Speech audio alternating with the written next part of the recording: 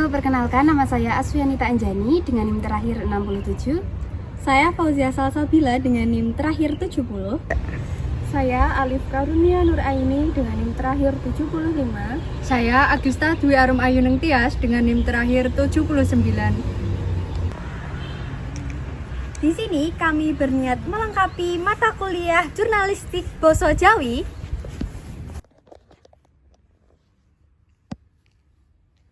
dengan cara meliput informasi dari Candi Pelawasan.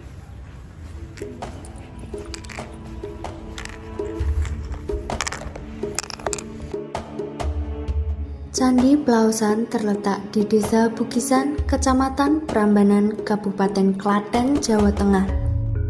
Candi ini dibangun pada abad ke-9 oleh Raja Rakai Pikatan dari dinasti Sanjaya dan istrinya Pramodawardhani dari dinasti Sailendra. Yang dikenal sebagai Candi Kembar ini adalah dulu karena cerita candi ini dulu ceritanya adalah pernikahan beda agama. Jadi maka terjadilah dibikin Candi Kembar. Kisah di balik pembangunan candi ini sangat unik karena merupakan simbol cinta antara dua insan yang berbeda agama. Rakai Pikatan menganut agama Hindu, sementara Pramodawardhani menganut agama Buddha. Pernikahan mereka sempat menimbulkan penolakan dari keluarga masing-masing. Namun, akhirnya dapat direstui berkat usaha dan bukti cinta yang diwujudkan dalam bentuk pembangunan Candi Pelawasan. Jadi kalau latar belakang pembangunannya ini sudah ada percampuran arsitektur Buddha dan Hindu ya. Itu diwakili dengan bangunan perwara. Nah, bangunan perwara itu yang agak lancip-lancip itu loh. Itu kan kayak candi-candi di Jawa Timur. Itu seperti itu, candi agama Hindu. Jadi kayak pating telnik gitu loh. Kayak misalnya Prambanan. Kan dia kayaknya lebih langsing, terus dia paling telenik kayak seperti itu perwakilan Hindu, sedangkan yang stupa-stupanya itu juga merupakan stupa-stupanya itu merupakan bangunan beragama Buddha. Jadi unsur Hindu dan Buddha ditemukan pada bangunan candi yang menjelaskan adanya akulturasi antara Hindu dan Buddha. Candi Pelawasan yang merupakan kompleks percandian yang terdiri dari dua candi utama, yaitu Candi Pelawasan Lor dan Candi Pelawasan Kidul. Di dalam kompleks Candi Pelawasan Lor sering disebut sebagai Candi Kembar karena dua candi utama memiliki bentuk yang hampir sama. Kompleks ini memiliki ciri khas perpaduan arsitektur Hindu dan Buddha. Terlihat dari adanya stupa dan arca Buddha yang berpadu dengan relief dewi-dewa Hindu. Hal ini mencerminkan harmonisasi dan toleransi antar agama yang diwujudkan oleh pasangan kerajaan tersebut, sekaligus menjadi lambang persatuan dua dinasti besar pada masa kerajaan Mataram kuno. Menurut prasasti Sri Kahulunan yang ditemukan di sekitar candi, pembangunan Candi Pelawasan diprakarsai oleh Pramodawardhani yang juga dikenal dengan gelar Sri Kahulunan. Jadi emang sebenarnya candi ini sejak dulu itu bukan tempat untuk wisata, untuk tempat tinggal, tapi emang candi ini untuk ibadah dan ritual.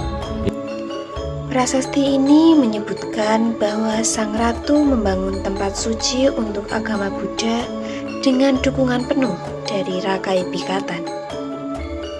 Fungsi candi ini bukan hanya sebagai tempat ibadah, tetapi juga sebagai pusat kegiatan keagamaan dan pendidikan bagi umat Buddha, sekaligus simbol cinta dan toleransi yang melampaui perbedaan keyakinan.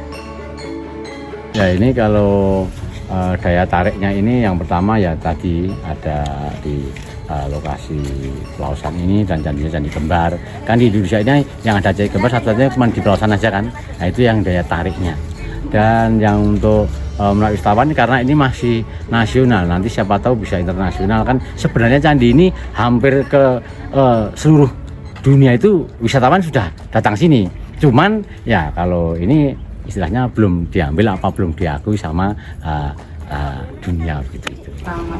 Jadi kalau dulu tuh orang beribadah di situ. Masuk katanya kalau apa ya, di Candi Induk itu misalnya dulu kan yang bisa masuk itu kan hanya raja, terus kemudian keluarga kerajaan.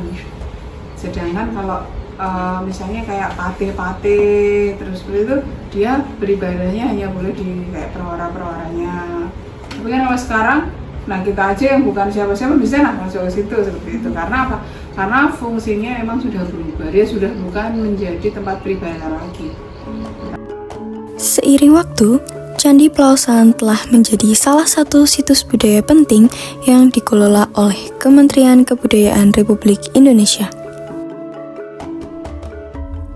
Keindahan arsitektur dan nilai sejarahnya menjadikan candi ini tidak hanya sebagai tempat wisata religi, tetapi juga sebagai saksi bisu keharmonisasi antaragama di masa lalu. Candi Pelaosan kini menjadi simbol keberagaman budaya dan toleransi yang masih relevan hingga kini, serta destinasi yang menarik bagi wisatawan dan peneliti sejarah dari dalam dan luar negeri. Apa yang membuat Anda tertarik untuk mengunjungi Candi Pelaosan? Kalau aku pribadi, pertama dia nggak terlalu ramai Kak, ya itu dulu sih. Kalau sejarahnya, ya sejarahnya bisa dikulik sendiri lah ya gimana. Itu terus itu dia lebih sejuk sih sebenarnya daripada yang lain. Terus tuh kayak lebih friendly aja kalau kesini gitu. Dari sisi itunya dulu sih.